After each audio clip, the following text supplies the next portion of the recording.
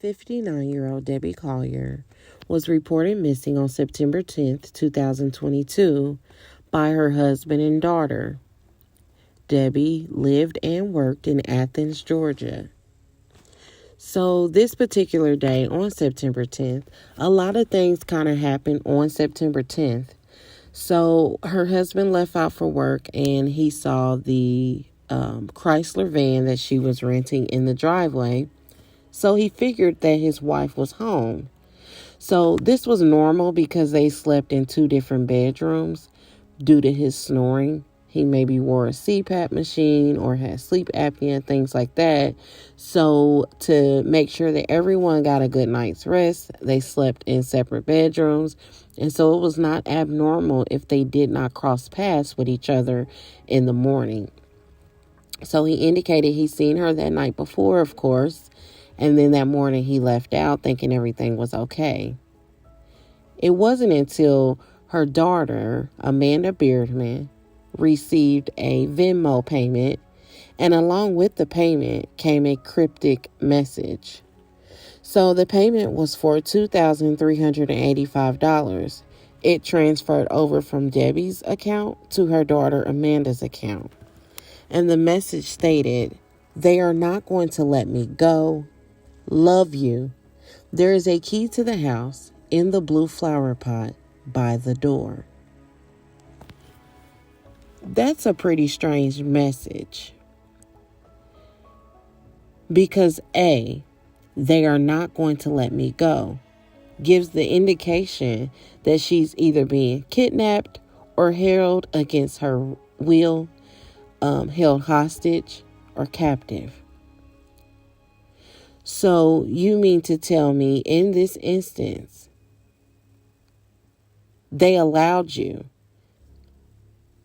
to send over the remaining balance that you had on your Venmo account and send a complete sentence along with it? That's odd. 2, there is a key to the house in the blue flower pot by the door. Debbie shared a home with her husband. So why would the key be so important? I'm pretty sure her daughter would be able to get into the house no matter what. So why would she not be able to get in? Why would the key be important? And then lastly, how does this individual know that both the parents are not gone, or both individuals that, live in the home, Debbie and her husband, are not being held captive? So it's strange enough for me. And then I also want to know, did any of that $2,385 get spent? So did the daughter get it? Okay, mom just sent me a message.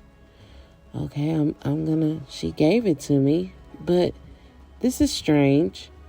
How soon after it being strange did a light bulb go off? I would like to know that. So anyhow, the daughter also indicated that her mom left home with only her driver's license and debit card. How would daughter know that? That's strange. So while investigators are working to find Debbie, they also pulled the GPS coordinates from the rented van to see where she could be or where has she been. And they ended up finding her. She was located on Georgia Route 15 in Clarksville, which is about an hour from her home in Athens. So now the Habersham County Sheriff's Office is involved. They found her, they located her. But when they discovered her, it was gruesome and brutal. She was found burnt, slightly wrapped in a burnt blue tarp, as well as unclothed. And it looked as if the last little life that she had in her, She was grabbing and holding on to a small tree in her right hand. That is so sad. I just can't imagine who would do something like this. This world is changing every day, so I don't know why I get surprised at things, but I think every case kind of hit investigators differently and the public as they read it differently as well. Maybe that's just me, but that is just so sad. A couple of things with that seem a little off. Was this work done by just one person or possibly a team? Maybe a man and a woman?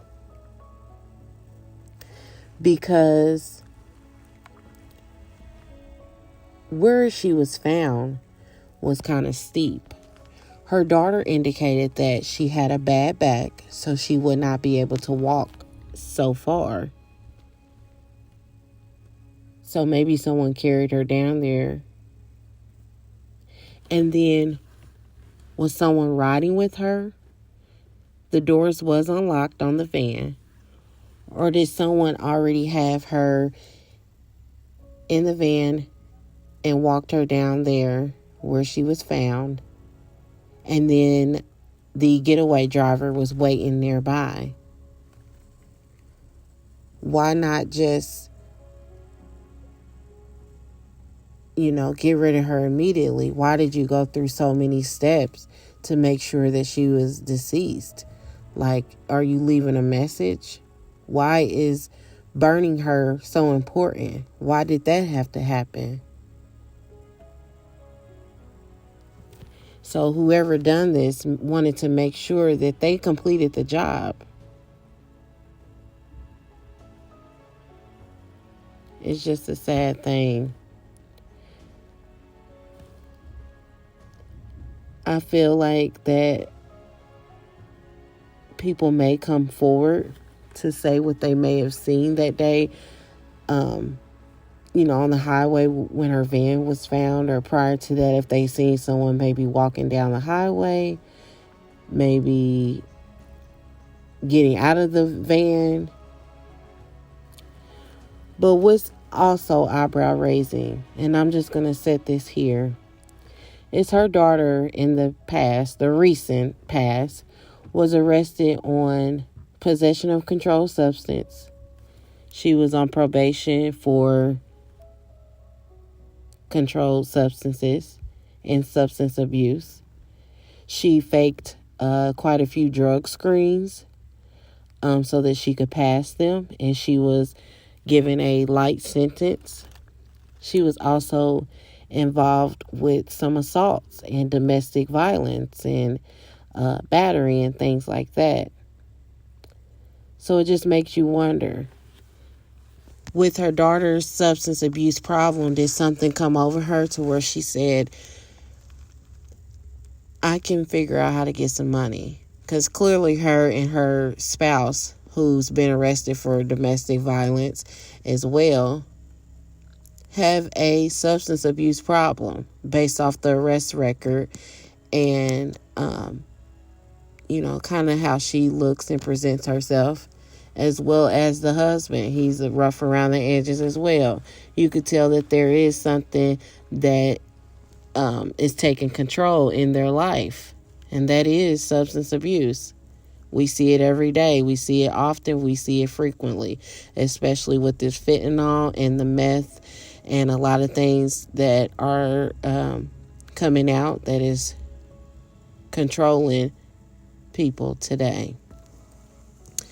So I feel like that may have played a part into it. If the daughter is responsible, she needed the money. She needed quick cash, and this is the best way she knew how.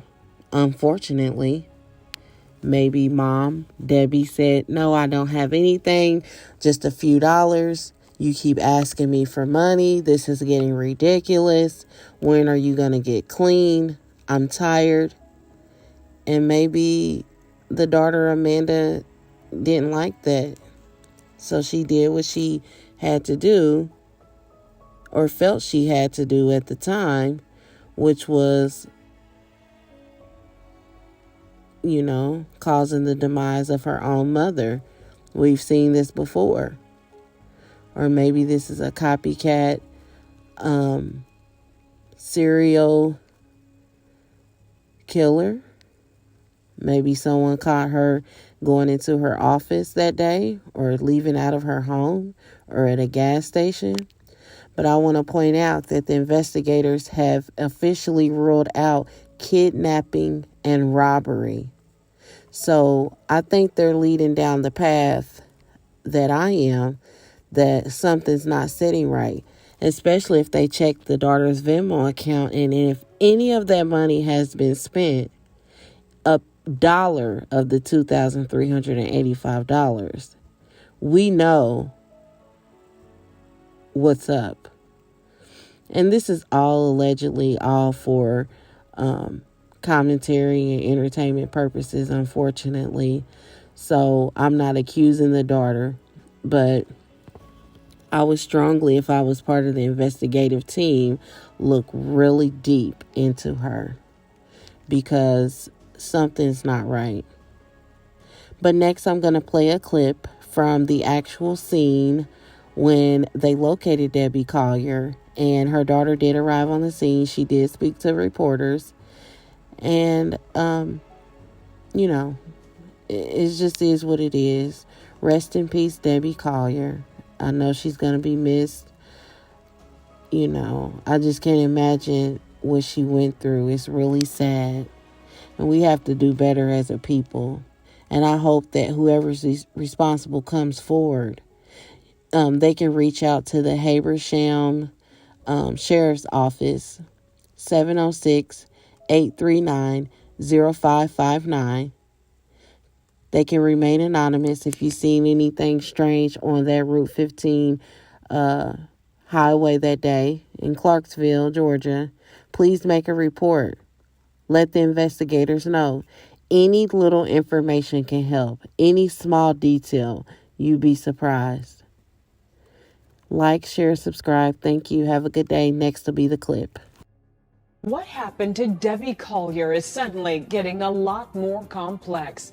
Tonight, police say kidnapping and suicide, those are no longer being considered in her death, despite a text from her daughter, that was shown to police. CBS 46's Zach Summers speaking with investigators today about the case. He's live in Habersham County, about 80 miles northeast of Atlanta. Good evening, Zach. Yeah, good evening. We shared some information with investigators about what we've learned since working this story. Here on scene at Teddy Bear and Flowers lay at the entrance of a path down where authorities found Debbie's body about 50 yards back in the woods there. They know she was murdered. The question now is, who did it? Habersham County investigators say there is no evidence to support 59-year-old Debbie Collier was taken against her will or that she took her own life. Authorities pinged a rental van to a wooded area off Georgia 15 on Sunday, September 11th, using Sirius XM radio. The service had received an alert that the vehicle of a missing person out of Clark County, Georgia was in the area of Georgia 15 and Victory Home Lane. Debbie's husband, Stephen, and daughter Amanda reported the mom of two missing the night before. Stephen told investigators he'd seen his wife Friday night at their Athens home and that a rental was still in the driveway when he left for work in the morning. Most troubling was the Venmo transfer Amanda told investigators she received around 3:17 p.m. Saturday. The $2,385 payment included a note that said, quote, "They're not going to let me go. Love you. There is a key to the house in the blue flower pot by the door." Immediate hysterical. Amanda speaking exclusively to CBS 46 on Wednesday. My mom was my everything. Somebody took my whole world from me. She was a beautiful, kind, giving woman. And she didn't deserve. The sheriff's office says it's executed several warrants at locations connected to Debbie. Investigators have also interviewed those closest to her. They have yet to rule out anyone.